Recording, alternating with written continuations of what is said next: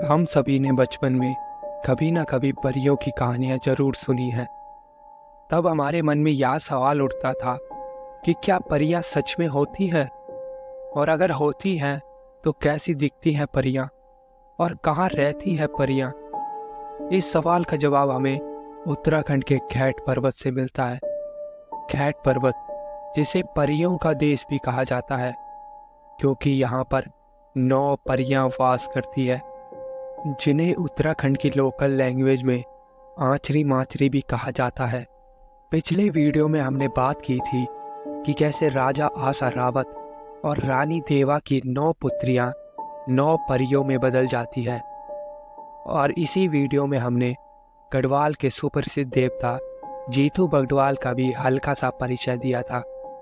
दोस्तों, अगर आपने यह वीडियो नहीं देखा तो इस वीडियो को एक बार ज़रूर देख लें। इसका लिंक मैंने डिस्क्रिप्शन बॉक्स में डाल दिया है। हम अपनी कहानी को वहीं से शुरू करते हैं। कहा जाता है कि उत्तराखंड के टिहरी गढ़वाल जिले से लगभग 5 किलोमीटर दूर एक खैट पर्वत है, जिस पर 9 परियां वास करती है।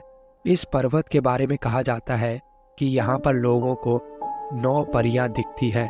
आज बार वो कर रहे हैं। हाँ, दिखाई भी देती है कभी कभी। सफ़ेद व्हाइट रूम में पूरा सफ़ेद वस्त्र होता है। तो कभी कभी ये होता है कि जब यहाँ देवी हमारे यहाँ पांडव नृत्य होते हैं, तो जैसे वहाँ कस्तल में होते हैं, जागर होते हैं, तो उस समय वो दिखाई देते हैं ऊपर चोटी। खैट पर्वत आपको साक्षात स्वर्ग नजर आएगा। और आप देखिए खैट पर्वत में किस तरह परियां किस तरह नृत्य करती हैं, परियां किस तरह आती है, और परियां आपको निश्चित ही आशीर्वाद। इस पर्वत साल भर फल और फूलों से लदा हुआ रहता है।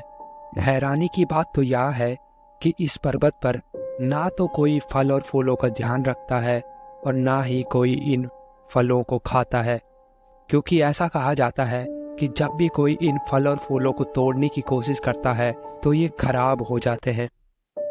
उत्तराखंड को देवभूमि कहा जाता है, क्योंकि यहाँ पर हजारों मंदिर हैं और घर घर में देवताओं का वास है। इन्हीं लाखों देवी देवताओं में से एक है गढ़वाल के सुप्रसिद्ध देवता जीतू बगड़वाल।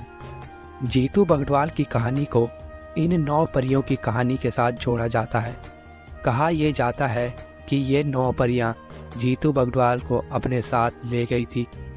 किसी जमाने में जीतू बगड़वाल भी हमारी तरह एक आम इंसान हुआ करते थे, लेकिन आज वे उत्तराखंड के सुप्रसिद्ध देवताओं में से एक हैं, जिनका जिक्र लोक गीतों और लोक नृत्यों में अक्सर होता रहता है।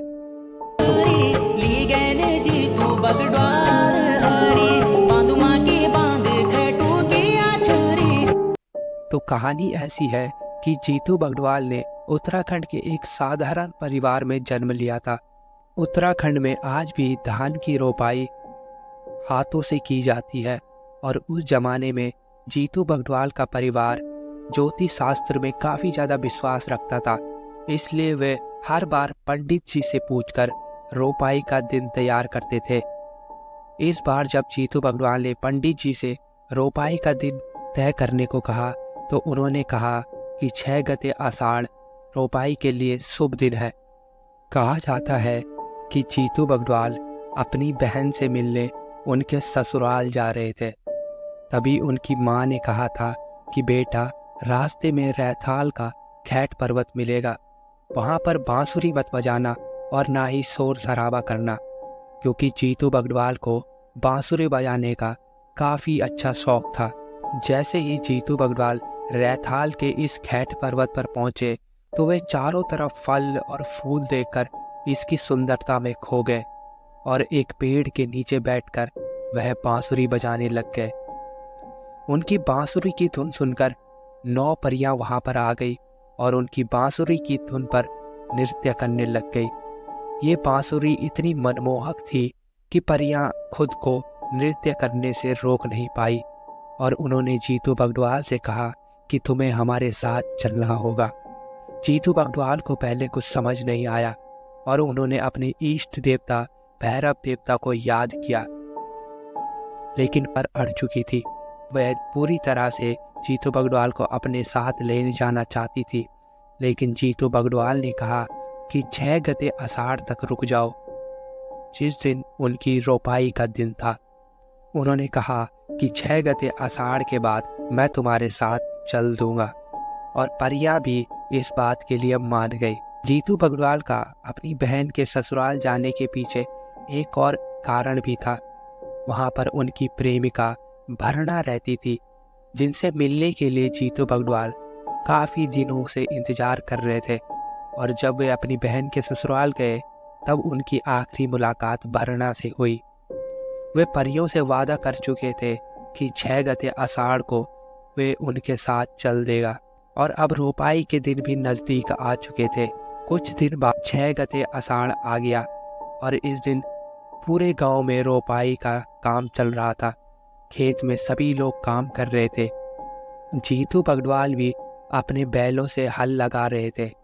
कहा जाता है कि उसी समय परियां इन्हें लेने आ गई और जीतू बगड़वाल अपने बैलों की जोड़ी समेत धरती में ही समा गए। और कई सारे गानों में इस प्रसंग का जिक्र मिलता है। दोस्तों, ये थी गढ़वाल के सुप्रसिद्ध देवता जीतू बगड़वाल की कहानी, जिन्हें परियां अपने साथ ले गई थी।